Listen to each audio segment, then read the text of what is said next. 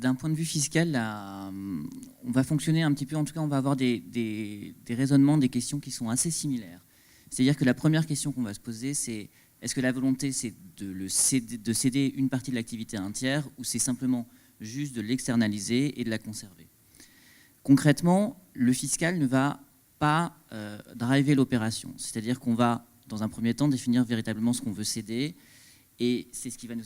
Si on est en présence d'actifs, on va donc nécessairement être en présence de share deal. Et au contraire, si on est en présence d'actifs qui sont localisés dans différentes entités, là, on va procéder par un asset deal. Et vous allez voir, les conséquences fiscales sont quand même assez différentes. Pourquoi? Puisque contrairement aux autres pays, notamment aux États-Unis, on a une fiscalité qui est vraiment différente, avec une taxation qui est un peu plus importante en présence d'un asset deal. Pourquoi? Déjà, au niveau du vendeur français. Donc vous êtes dans une situation où vous allez vous séparer d'une activité. Quand vous allez céder donc, des titres, si les titres vous les détenez depuis un certain temps, depuis plus de 2 ans, concrètement, vous pouvez dans certains cas avoir une imposition qui est limitée à 4,13% de la plus-value, alors que si vous cédez des actifs, on arrive à une imposition effective de 34,43. Donc d'un point de vue du vendeur, on a une imposition qui est plus importante si on est en présence d'un asset deal. La contrepartie, c'est qu'on voit une imposition plus faible en matière de plus-value, mais on a le transfert éventuellement des déficits qui existent au niveau, et ça vous le voyez dans le slide juste après, le transfert des déficits à l'acheteur, le transfert effectivement de tous les actifs, les crédits d'impôt. En présence donc d'un share deal, d'un asset deal, dans un asset deal, là, tous les passifs fiscaux, les passifs comme l'ensemble des passifs qu'indiquait Jérôme, dans le cas d'un asset deal, restent au niveau de l'acheteur. C'est-à-dire que concrètement, d'un point de vue pratique, si vous êtes du côté de l'acheteur, si vous êtes en présence d'un asset deal, les travaux fiscaux vont être assez limités puisque les risques fiscaux vont rester au niveau de l'acheteur.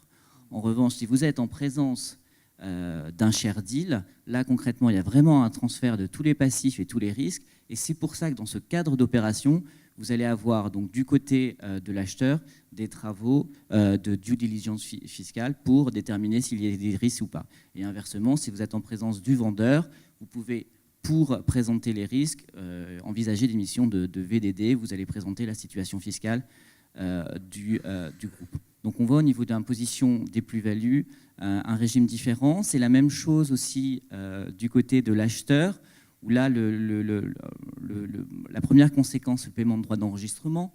Si vous achetez des titres et vous n'êtes pas en présence d'une société à prépondérance immobilière, les droits sont assez réduits, puisque concrètement, sur les SA, les droits sont de 0,1%, alors que si vous achetez une activité donc avec un fonds de commerce ou vous passez par le biais d'une convention de successeur, là, vous avez des droits de 5%.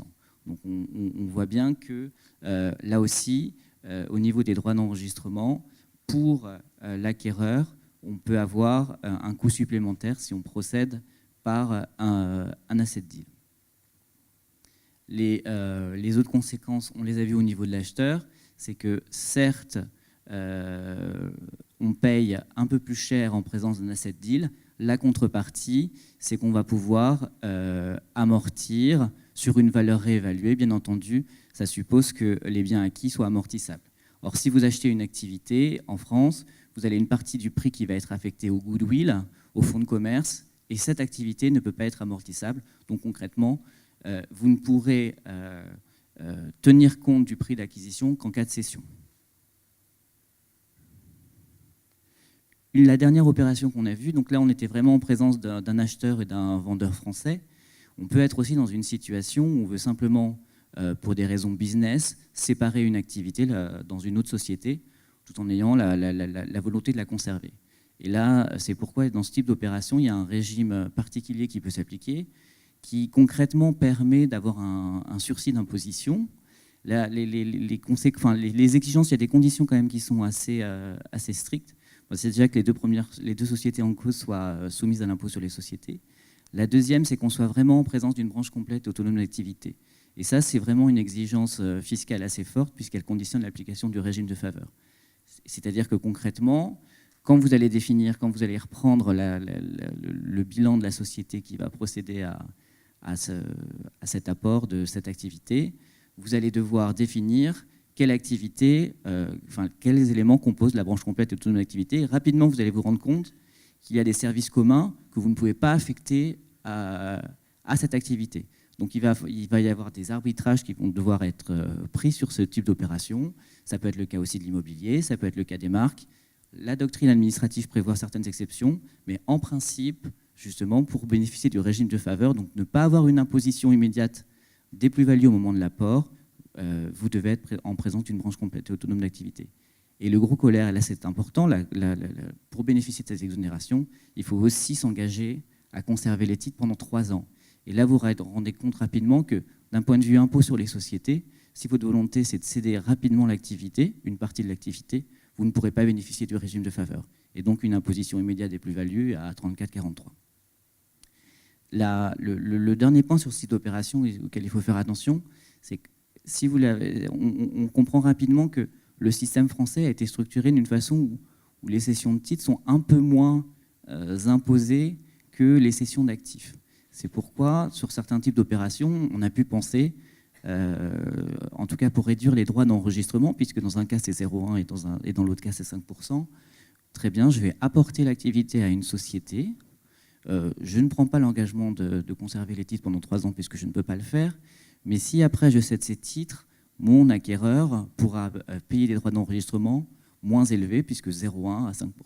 Attention, ce type d'opération, si elles ne se justifient pas par des raisons business, peuvent être redressées. C'est pour ça qu'on a un arrêt depuis 2007 en matière de droit d'enregistrement qui a requalifié une opération d'apport d'activité puis de cession de titres en cession de fonds de commerce. C'est-à-dire que concrètement, la Cour de cassation a considéré qu'il y avait un abus de droit et que c'était une cession de fonds de commerce. Donc le fiscal, encore une fois, ne va pas driver l'opération. On va vraiment suivre les opérationnels.